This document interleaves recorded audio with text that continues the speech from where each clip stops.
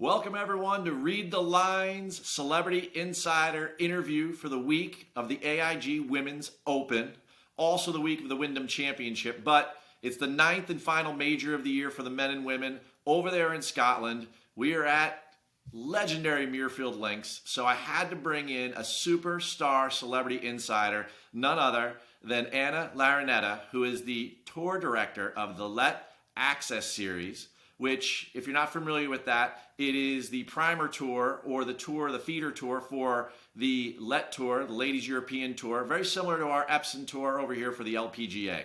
And Anna, welcome to the show. Can't thank you enough for spending a couple time with me and my readers. Thank you, Keith. It's a pleasure to be here. All right, let's get into this, right? The significance of playing at Muirfield. I mean, you can kind of see where this progression was coming from, but the AIG Women's Open back in 2013, they played at St. Andrews. And the R&A started to open up the rota to this event. And then they went to Birkdale in 14. And then in 20, they went to Troon. Last year, Carnoustie. But Muirfield, this is a special place. How excited are the women over there to be playing at the honorable?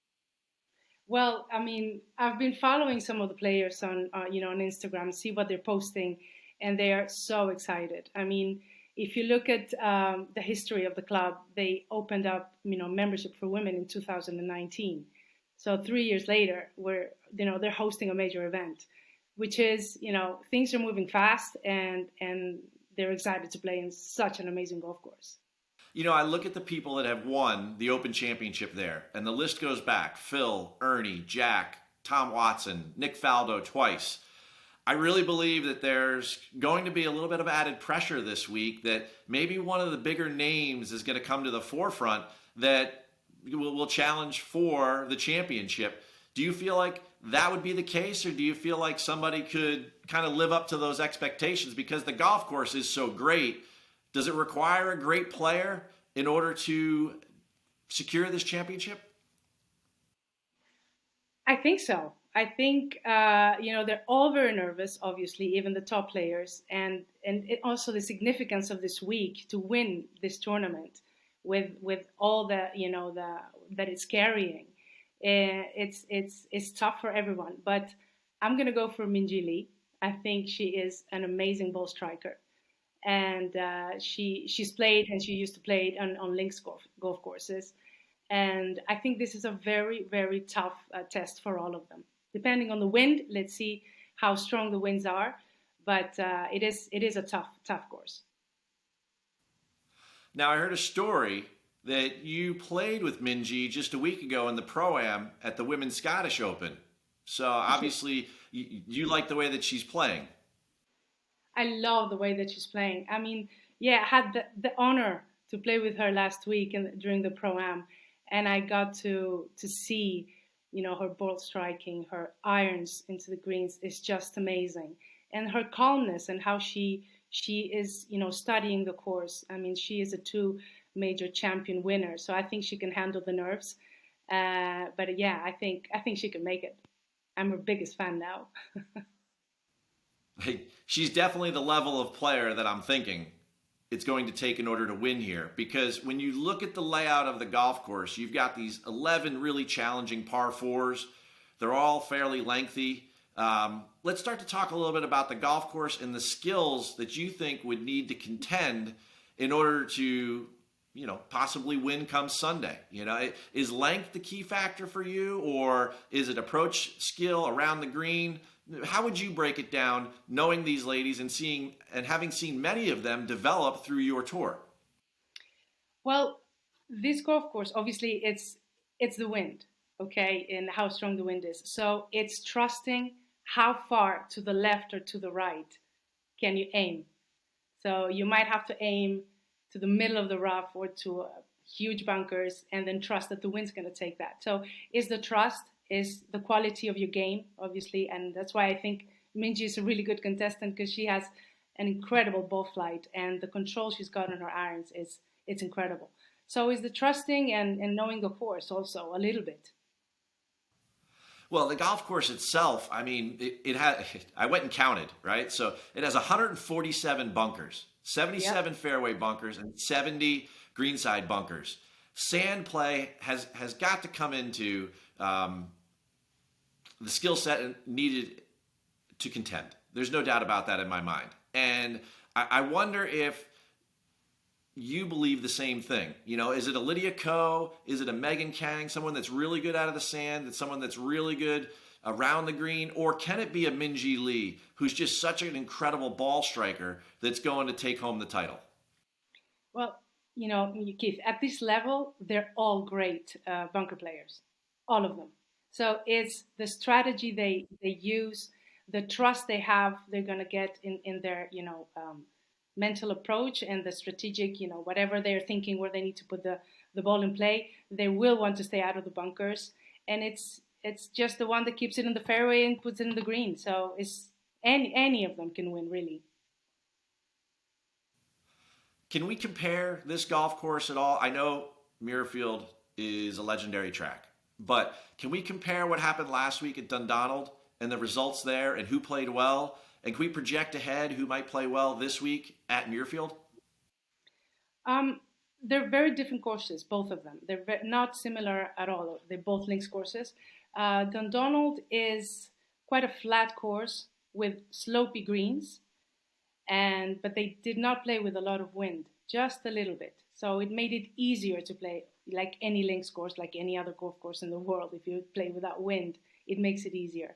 So I think the major difference from both courses is Muirfield has got very slopey fairways and a lot of bunkers on the fairways. So, and also, high rough as well. So I think it's going to be a lot more difficult for the players to adjust. It was a good practice week last week, but I think they got the best out of Scottish weather, and let's see how they cope with with the weather this week, which I think is going to be quite windy. So, the topography is something that adds a lot to the challenge of the golf course. And Muirfield has it. There's no doubt about that. And I think sometimes as Americans from across the pond, we look and we don't see trees or we don't see a lot of hills and other things that we think, oh, geez, well, it must be easy over there except for the wind. But, Muirfield really, really kind of rolls with the landscape. It is just such a beautiful topography. So I think that point is very valuable for people as they try to handicap this event and they think who may win or who may play well, right? You mentioned the wind. We got to talk a little bit about the weather. 3 weeks ago at the Open Championship at St. Andrews, we could see everything was very, very firm and fast. From your media contacts up there at the AIG Women's Open, is it still playing that firm and fast up there? Have they had some rain? What will the course conditions be like? I know we can't predict the wind, but otherwise, maybe the rain and what the temperature will be like. Will it be something that'll be similar to Dundonald last week, or are they expecting more challenging weather this week? Well, it hasn't rained a lot over there, so they are expecting the course to be quite dry. And what makes it difficult on this golf course, as I said, it's quite slopey, so you can really get bounces, from all over the place, which you cannot control. So there's not a lot of rain forecasted. So I think the course being, quite dry and not being in control to what the ball is going to do once it hits the fairway, I think that's going to be, tough for them to handle. So as I said, is the one that can be more patient and understands that that there's a lot of things on this golf course that is out of their control. Now, one of the reasons I wanted to talk to you is that because if there's anyone out there, you understand patience. You see the young up and coming players, and right away you could probably tell who has a little bit of what it takes to make it to the next level and who's going to struggle a little bit. And a lot of that is patience in the journey of their career. Is there anything in particular that as viewers we can look for as the women are playing that might dictate that this player, like a Minjee Lee, is going to play a little bit more strategically and be more patient in her game? Is there body language? Is there strategy tactics or things that you see week in and week out at the LET access level that will play out over in this championship?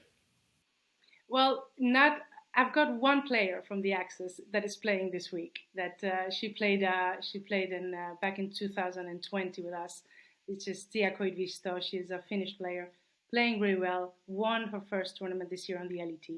She could do well. I mean, we talk about patience, but obviously all these girls are so young. Some of them are so young, and when you're young, it's difficult to be patient. So that's a skill they need to learn, and they need to learn for all these LPGA players that are so great at this because they are so used to the playing under pressure. So it's I'm having my hopes up for Tia. She made the cut last week, and hopefully she can make it this week again. Another big name, young player over there in Europe. She's creating a lot of a stir is Lynn Grant. I'm sure you've seen her play. She did very well at the Evian, but she missed the cut last week. Can she contend this week with her superstar game at Muirfield? 100%. I mean, I didn't even mention Lynn because she's such a consolidated player at the moment. That's so fast that I see her like a potential top player in the world, and which she is already. And she can definitely do well. She's used. I mean, she's European. She's probably played a few links courses in her young career. So, and she's an amazing ball striker, great putter, and super super calm. So I think she can do well. Yeah, she can have a bad week last week. It's okay. All right. Well, if it's okay to have a bad week, I mean, you see the players week in and week out. You see good weeks and bad weeks, but her trend is definitely with 3 wins on the European Tour. I mean, she's just played unbelievable this season, and she's definitely someone that I have my eye on.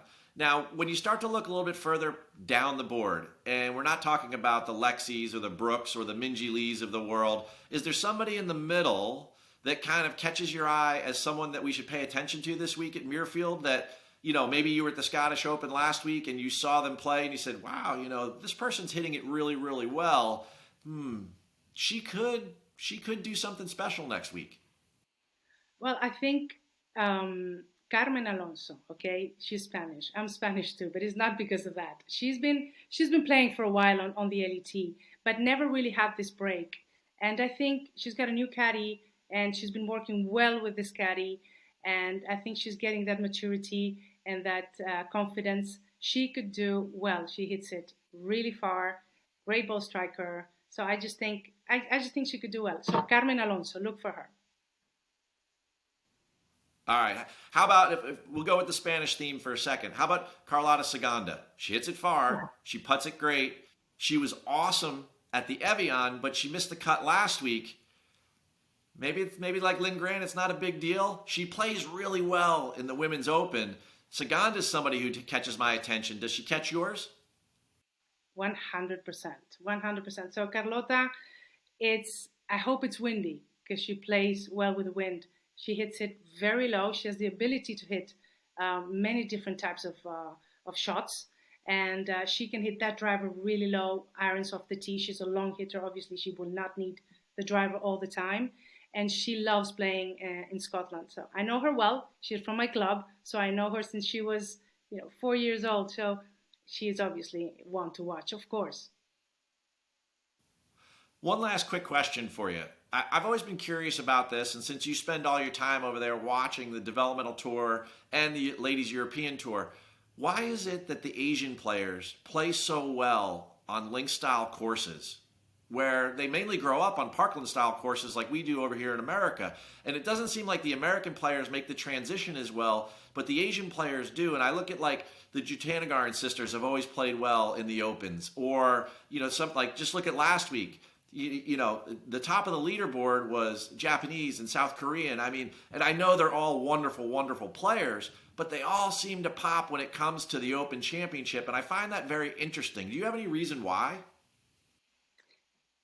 The thing that comes first to my mind is their ability to adjust quickly to different, environments. I think they're very good at that. They're used to playing not in their own, bubble and country and comfort of their culture. They've moved away, from that to the States, and that is difficult. They have adjusted there so well, so they are carrying that also once they move over here.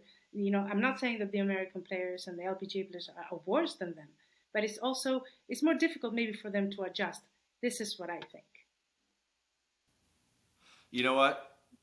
Adjustments, patience, try to avoid the wind, and Minji Lee. That's what I'm catching from you. I think that you've really given us a nice preview of the golf tournament. And I can't thank you enough, Anna, for coming on Read the Line show and talking to me about the AIG Women's Open. You are fantastic. And all of the work, ladies and gentlemen, all of the work that Anna does with the LET Access Series is just legendary. You've got to follow some of these ladies. Go to the website, check it out. Check out her work and her team. They are fantastic. And they're coming to America soon. So get to know Anna because she may help you predict a couple of winners down the road in a year or two. Thank you, Anna. Thank you so much, Keith. Thank you.